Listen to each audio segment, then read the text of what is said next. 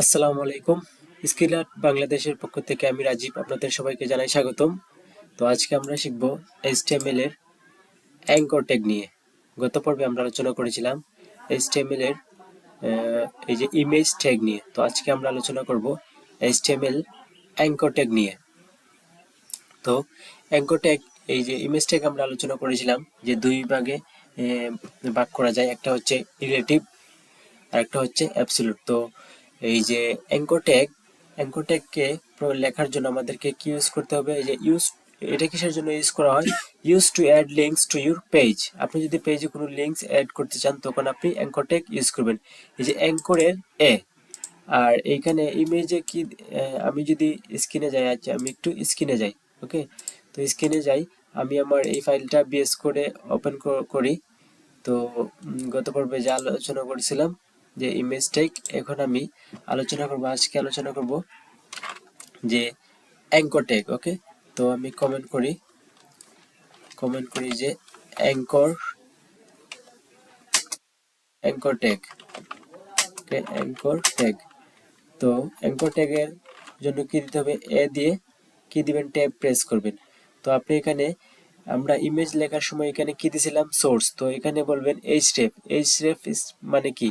অর্থাৎ hyper text reference. Hyper টেক্সটের H এবং রেফারেন্সের রেফ। তো এখানে বলে দিবেন, আপনি কি বলে দিবেন? আপনার লিংক বলে দিবেন। আর এখানে আপনি লিংকের নামটা বলে দিবেন। সাপোজ আমি এখানে লিখতেছি Google, go to Google, click me for go to Google. তো আপনি এখানে এই যে এইচরেফ, এখানে আপনি গুগলের লিংকটা দিয়ে দিবেন। সাপোজ আমি এখানে লিখি যে গুগল।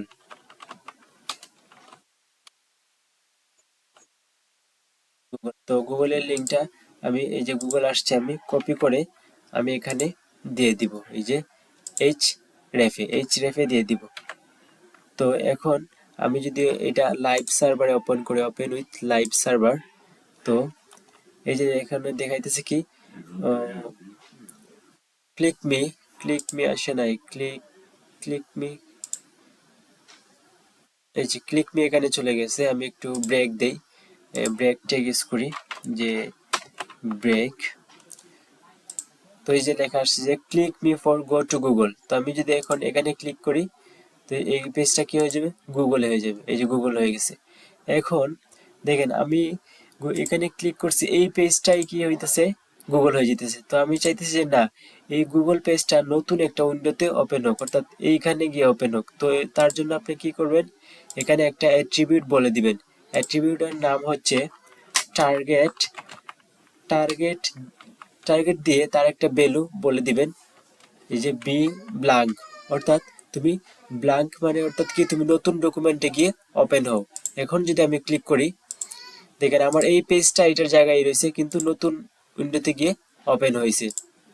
তো এইটা হচ্ছে যে কি, একটা হচ্ছে এক্সটার্নাল, এটা হচ্ছে এক্সটার্নাল লিঙ্ক, এটা হচ্ছে বাইরের লিঙ্ক। তো আমরা যদি আরেকটা অ্যাড করতে চাই, আমি এটা কপি করি, কন্ট্রোল সি, এখানে একটা বিআর ইউজ করি, বিআর লাইন ব্রেকের জন্য কন্ট্রোল ভি। তো আমি এখন চাইতেছি এখানে ফেসবুক লিখবো। তো আমি এখানে লিখি ফেসবুক ফেসবুক ডট কম। তো আপনি অবশ্যই নামটা এখানে রিলেটিভ দিবেন, এই লিঙ্কে যা দিবেন এখানে সেই নামটা দেওয়ার চেষ্টা করবেন। এখন আপনি লিখছেন ফেসবুক কিন্তু দিছেন গুগলের লিঙ্ক, তো মানুষ তো এটা গুড ইউজার এক্সপিরিয়েন্স হলো না। মানুষ যাইতে চাইছিল ফেসবুকে, চলে যাবে গুগলে। তো অবশ্যই ফেসবুকের লিঙ্ক দিলে এখানে ফেসবুকের নামটাই দিবেন। তো লিখি গো টু ফেসবুক, ফেসবুক। ওকে, দেখেন এখন যদি আমি এখানে ক্লিক করি, এই যে গো টু ফেসবুক, যদি আমি এখানে ক্লিক করি, এই যে ফেসবুক আমাকে নিয়ে গেছে। তো এইভাবে আপনি চাইলে আপনার ওয়েবসাইটে এক্সটার্নাল লিঙ্ক অ্যাড করতে পারেন। এখন আমরা দেখব কিভাবে ইন্টারনাল, অর্থাৎ আপনার এখান থেকে আপনি কিভাবে একটা ফাইল বা ফাইলকে কিভাবে এখানে লিঙ্ক করতে পারেন। তো তার জন্য আমরা আবার একটা বিআর দেই, দিয়ে কি করে এটাই কপি করে এখানে আমি একটা নতুন একটা এইচটিএমএল ফাইল তৈরি করি। সাপোজ anchor.html, এটার নাম দেই anchor.html দিয়ে এই যে HTML5 এর একটা বয়লার প্লেটটা আনি আমি এখানে HTML দিয়ে :5 দিলে বয়লার প্লেট চলে আসবে।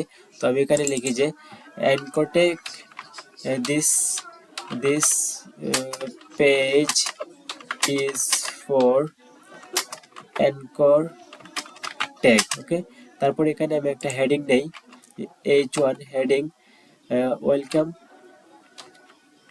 I am internal anchor. Okay, internal anchor. তারপর একটা পি দেই, পি দিয়ে তার ভিতরে আমি চাইতেছি 500 কিছু অক্ষর দিয়ে দিই। তারপর আমি লিখবো লরেম 500। তো 500 ওয়ার্ড নিয়ে নিবে এখানে। তো এখন আমি কি করব, এখানে গিয়ে কি করব, লিঙ্কটা আমি এখন চাইতেছি কি ইন্টারনাল, তাই আমি আমার এই ফাইলের নামটা বলে দিব। ফাইলের নাম কি লিখছি আমি, অ্যাঙ্কর, এই যে anchor.html। তো আমি যদি এখন আমার ব্রাউজারে যাই, এই যে আমি আসি কিন্তু আমার এই যে হোম পেজে আছি, আমি আমার মেইন পেজে আছি। এখন আমি এটা টেক্সটটাও চেঞ্জ করে দেই। ওকে, এখানে লিখি click me for go to anchor page, anchor anchor page. তো এখন আপনি যদি এখানে ক্লিক করেন, click me for anchor page, তো আমি এখানে ক্লিক করি। এই যে দেখেন আই এম ইন্টারনাল অ্যাঙ্কর। তো এখানে এই যে পি ট্যাগের কিছু দিছিলাম, পি ট্যাগের কিছু ট্যাগ দিছিলাম, এগুলা চলে আসছে। তো আপনি এভাবে আপনার ওয়েবসাইটে বিভিন্ন লিঙ্ক তৈরি করতে পারেন, এক্সটার্নাল ইন্টারনাল। তো এই যে টার্গেটে আরেকটা আপনি দুইভাবে এটা ব্লগ দিলেও কাজ করে, আবার এখানে যদি আপনি মেইন দেন তাও কি নতুন উইন্ডোতেই কি ওপেন হবে। তো এটা দুইভাবে কাজ করে। এই যে আমি এখন যদি দিই, এটা নতুন উইন্ডোতে ওপেন হবে। তো আপনি এই যে টার্গেট নতুন উইন্ডোতে ওপেন করার জন্য আপনি টার্গেট অ্যাট্রিবিউটের ভ্যালুটা দেবেন মেইন অথবা ব্ল্যাঙ্ক। তো এই তো ছিল অ্যাঙ্কর ট্যাগের ব্যবহার। অ্যাঙ্কর ট্যাগ আমরা দুইভাবে ইউজ করতে পারি, একটা হচ্ছে ইন্টারনাল লিঙ্ক, এটা হচ্ছে আমার এই ফাইল থেকে আসবে, আর একটা হচ্ছে এক্সটার্নাল, যদি আমি বাইরের কোনো লিঙ্ক আমার ওয়েবসাইটে অ্যাড করতে চাই তখন আমরা এটার লিঙ্কটা এখানে দিয়ে দিব আর তার নামটা এখানে বলে দিব। তো আশা করি ভিডিওটা ভালো লেগেছে এবং অবশ্যই প্র্যাকটিস করবেন, এবং প্র্যাকটিসে কোনো সমস্যা হলে আমাদেরকে জানাবেন, আমরা ট্রাই করব সমাধান করার। অবশ্যই আমাদের স্কিল আর্ট বাংলাদেশ গ্রুপ যে আছে এটাই পৌঁছানোর চেষ্টা করুন আপনার হোমওয়ার্ক, এবং ফেসবুকে ফলো দিয়ে তার পাশে থাকবেন। ধন্যবাদ সবাইকে। আসসালামু আলাইকুম।